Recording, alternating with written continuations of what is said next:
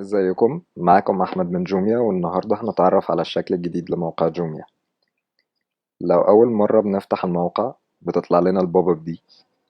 ممكن نكتب فيها الايميل بتاعنا عشان توصل لنا كل عروض جوميا على الميل اول باول. هنحوله عربي. فوق جنب جوميا لوجو هنلاقي مكان للسيرش، وبعدين هنا لو محتاجين مساعدة زي اننا نتبع طلب مثلا. ممكن كمان من هنا نشوف حسابنا او نعمل حساب جديد ونشوف عربية التسوق بتاعتنا. على اليمين هنلاقي كل فئات جوميا اللي متعودين عليها، وفي النص أحسن عروض الأسبوع.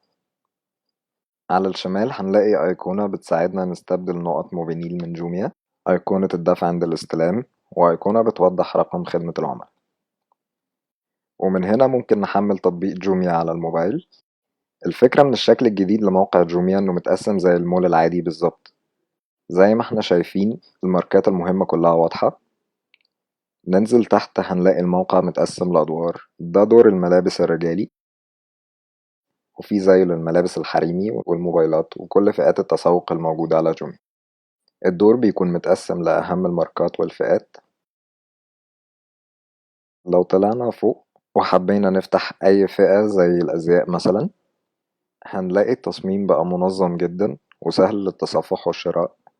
لو بندور على حاجة معينة مثلا موبايل، ممكن نكتب في السيرش، هنلاقي اختيارات بتسهل الموضوع أكتر.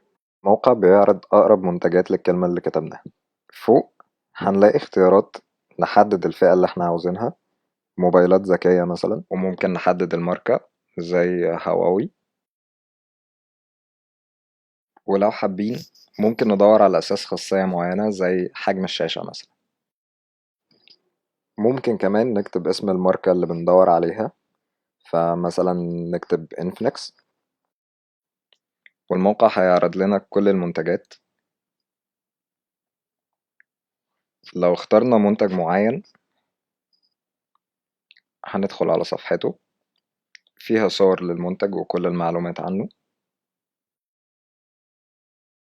بمجرد اننا ندوس على اشتري الآن بنلاقي تنبيه ان المنتج بقى موجود معانا في عربية التسوق. ممكن تتابع عملية الشراء. العربية بتحتفظ بالمنتجات اللي انت بتختارها. كمان ممكن تزود اي عدد من المنتجات من اي فئة، زي مثلا تي شيرت.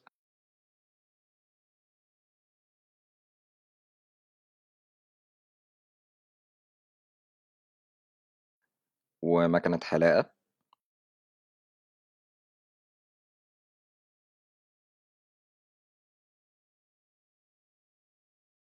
هنا بيوضح لنا تفاصيل التوصيل والطلب، بندوس على حفظ واستمرار. هنا بنحدد طريقة الدفع. لو معاك كوبون خصم ممكن تدخل الكود هنا، والخصم هيتحسب على تمن الطلب.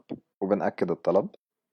محتاج تحتفظ برقم الطلب اللي بيظهر في الآخر عشان لو حابب تتبع طلبك وصل فين. أنا أحمد من جوميا، ما تنسوش تعملوا شير للفيديو ده.